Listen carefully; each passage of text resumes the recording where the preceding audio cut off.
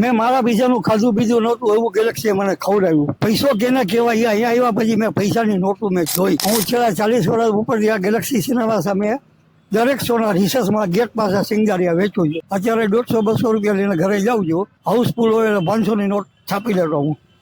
એ વખતમાં એવો વેપાર ચાલેલા હતો. ગેલેક્સીનો મેન માલિક રહ્યો એને એવું કીધેલું કે 50 વર્ષ થઈ જાય ત્યાં સુધી સિનેમા બંધ ન કરતા.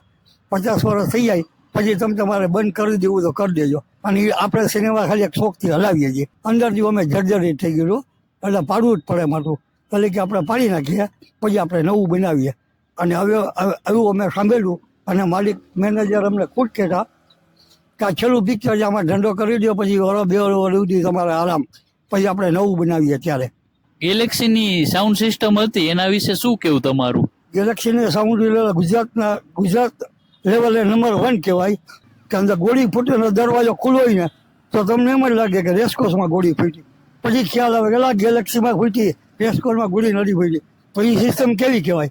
પણ જ્યારે બંધ કર્યું ત્યારે ખટારો ભરાણો ત્યારે પબ્લિકને ખ્યાલ આવ્યો ઓહ આટલા બધા સાઉન્ડ સિસ્ટમ. અત્યારે હું સિંગ વેચું છું. મારી સિંગનું નામ છે કાજુ સે ટક્કર. જે સિંગ પિક્ચર જોવા આવતા એને ખવડાવું છું. એ જ સિંગ અત્યારે ભલે રોડ ઉપર અમે આવી ગયા દર્દનો વેપાર કરું પણ એને એ જ માલ ખવડાવું. અને આવી જ અવનવી સ્ટોરી જોવા માટે ફોલો કરી દો.